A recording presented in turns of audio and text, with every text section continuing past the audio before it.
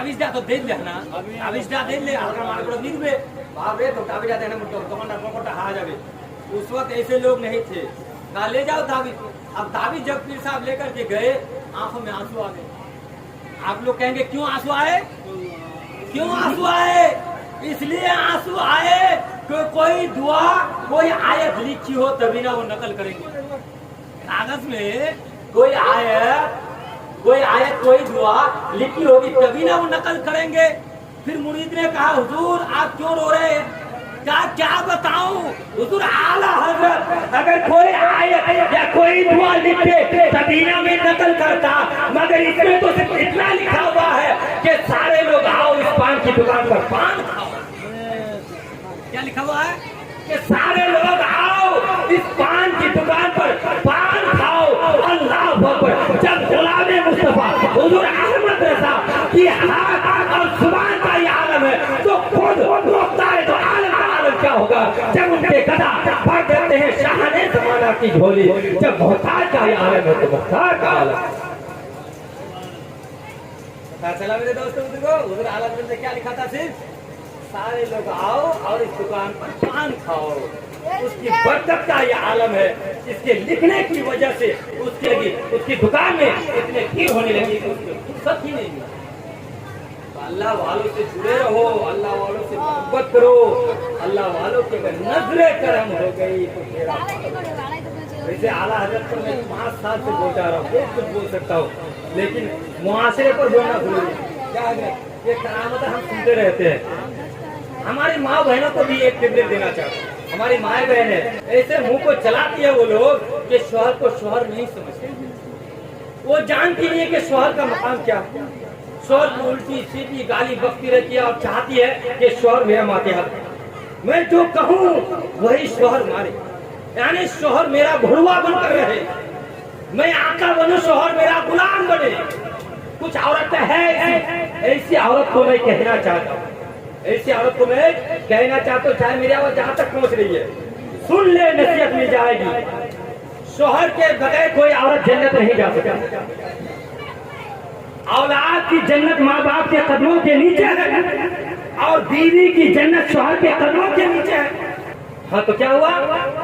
औरतें क्या चाहती है? शादी करके ला, 1 महीना तो सही गुजरता है, दूसरे तीसरे महीने बस शुरू तबला बजना शुरू हो गया, अब माँ बाप से अलग करा देती है। वो औरत इतनी बड़ी पढ़ी लिखी होती है जो उस्ताद 10 माह में 10 साल में सबक ना दे सका, तरबियत ना दे पाया, जो माँ 9 महीने तक अपने पेट में रखकर अपने औलाद को तरबियत ना दे सकी, ऐसी माशरगी आ गई है कि 3 महीने में इतना पढ़ाई करा दिए कि बाप से भी अलग करा दिए।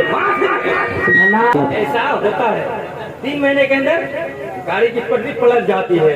अब एक बात ध्यान से सुनिएगा, बेटे की जन्नत कहाँ है? सरकार ने क्या कहा? माँ के कदमों के नीचे जन्नत, बाप जन्नत का दरवाजा। तो बीवी ने बेटे को ले लिया, माँ से अलग कर दिया, यानी जन्नत को ठुकरा दिया। तो जब बीवी की खातिर माँ नाराज, बाप नाराज, तो उसके शौहर कैसे जन्नत में जाएगा? और जब शौहर जन्नत नहीं जा सकता क्योंकि उसके माँ बाप नाराज है, जन्नत नहीं मिल सकती शौहर को, तो बीवी कैसे जन्नत में चली जाएगी? क्योंकि बीवी की जन्नत तो शौहर के पास थी। बेटे बीवी की वजह से माँ बाप को छोड़ दे तो बेटा जन्नत नहीं जा सकता। जब बेटा ही नहीं जन्नत जा सकता तो बीवी कैसे जन्नत चलेगी? तो ऐसे चक्कर में मत पड़ो, औरत को समझाओ, तुम्हारा काम जो है वो तुम करो, ऐसी बात नहीं है, उनके भी हुकूक है, उनके हर अखराजात पूरा करो, मगर किसी लोगों के सामने गाली मत दो, ऊंच नीच की बात मत करो, शौहर को इंसल्ट मत करो, शौहर को जलील मत करो, शौहर को छोटा मत समझो, किसी और गैर आदमी के सामने शौहर की बेइज्जती मत कराओ, वरना पूछो जिसका शौहर इंतकाल हो गया है, जब वही नौजवान अपनी बीवी के साथ अपनी माई के यहाँ आते थे तो घर वाले, उसके खानदान वाले उसकी इज्जत करते थे, उसको सलाम करते थे। जब उस बीवी की, उस औरत की शौहर इंतकाल हो गया, आज उसके घर वाले भी नहीं पूछते, उसके खानदान वाले भी नहीं पूछते, उनके अपने भी नहीं पूछते, उनके पराए नहीं पूछते, जिसका शौहर नहीं है उससे जाकर के पूछो, जब उसके शौहर थे उसकी कितनी इज्जत थी, आज उसके शौहर नहीं है उसको कोई नहीं पूछता। इसलिए कह रहा हूँ मेरी माओ बहनों, अपने शौहर की इज्जत करो और प्यारा वाकया सुनो, इस वाकया से जरूर सबक हासिल कर लेना। बाबा फरीद गंज शकर का नाम सुने हैं भाई? सुने हैं तो बोलिए सुभान अल्लाह, हाथ उठाकर ताकि पता चले हाँ ज़मीर जिंदा है। हाँ सुभान अल्लाह। बाबा फरीद गंज शकर का नाम सुने हैं ना? बाबा फरीद गंज शकर है मोर माँ बोला तुम्हारा पहला सुनो कहना तो तुम्हार मुख लाजे वाला चुलवा धोर छे तो आनी खानो फेल छे, होसवा खानो फेल छे, कोदाली खानो फेल छे, आर की कोम छे एकदम और आवत कोई छे नहीं। तुमरा अगर गाली लिया दिवा धोर छे तो ये करा साथो ये 1999 गाली देती छे। सुभान अल्लाह। ते कलमा याद छे मुनी साहब? हम तो जाने गनी कलमा याद छे, हम तो जानी गनी नमाज पढ़वा जाने, हम तो जानी गनी तो कबर तक जाने छे के जाने लेबे ये थे जाने लो। बहरहाल सुनो आखिरी बात, बाबा फरीद गंज शकर, बस शॉर्ट काट में, बाबा फरीद गंज शकर जंगल में इबादत कर रहे थे। एक दरख्त के नीचे फजर के वक्त नमाज पढ़ रहे थे कि चिड़िया की चहचहाने की आवाज आने लगी। ये चिड़िया के एक गैंग आए, उड़कर चली गई, ये आवाज उसके कानों तक खलक पहुंचा रही।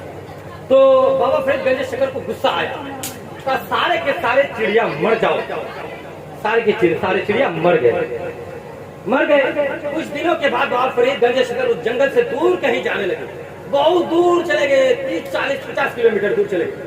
तो बाबा फरीद गंज शकर को प्यास लगा, शिद्दत प्यास ने सताया। प्यास की वजह से वो परेशान है, तो एक कुआं नजर आया। वहाँ क्या देखते हैं कि चंद औरतें हैं, पानी लेने के लिए आई है। ये बाबा फरीद गंज शकर वहाँ पहुंच गए, जाकर कहने लगे मुझे पानी पिला दो, मगर बाबा फरीद गंज शकर की कोई बात सुनता नहीं। पानी उठाए चले गए, पानी उठाए चले गए। लास्ट में एक औरत बची, लास्ट में मुख्तसर में लास्ट में एक औरत बची, कहा पानी पिला दो वरना, इतना कहा, क्या कहा, डंडा के हाथ में, कहा पानी पिला दो वरना। कहा ओ बाबा फरीद ये दरख्त के परिंदे नहीं है कि कहोगे मर जाओ तो सब मर जाए। ये सुनकर बाबा फरीद परेशान, बाबा फरीद परेशान, ये औरत कौन है? कहा 50-100 किलोमीटर दूर से मैं आया हूँ और ये औरत यहाँ है। वहाँ की बात इस औरत को कैसे पता चले, इस औरत को कैसे मालूम? परेशान। कहा पानी पिला दो, कहा नहीं। वो औरत पानी लेकर जाने लगी। बाबा फरीद उस औरत के पीछे पीछे चलने लगे, घर तक पहुंच गए। जाकर दरवाजे पर आवाज दी, जाकर क्या देखते हैं कि उसके शौहर बीमार थे। बाबा फरीद अर्ज करते हैं माई जरा ये बता दे, आखिर तुझे इतना बड़ा मकाम मिला कैसे? तुझे इतना बड़ा मकाम मिला कैसे? तो उस औरत ने कहा हम बहुत गरीब हैं, एक लम्हा खाते हैं तो दूसरे लम्हे के बारे में सोचना पड़ता है। मेरा शौहर लकड़ी काटता है, एक दिन लकड़ी काटने के लिए गए, शिद्दत बुखार से परेशान हो गया। मेरे शौहर ने मुझसे कहा पानी लेकर के आओ। मैं कुआं दूर था, पानी लेकर के आया। जब तक मैं पानी लेकर के आता कि मेरा शौहर सो गया, नींद आ गई। तो मैंने सोचा कि पानी लेकर मैं सामने खड़ी रह जाऊं, क्या पता अगर मेरे शौहर जग जाए और पानी तलाश करे तो मैं खुदा के घर में क्या जवाब दूंगी। वो औरत पूरी रात खड़ी गुजार दी।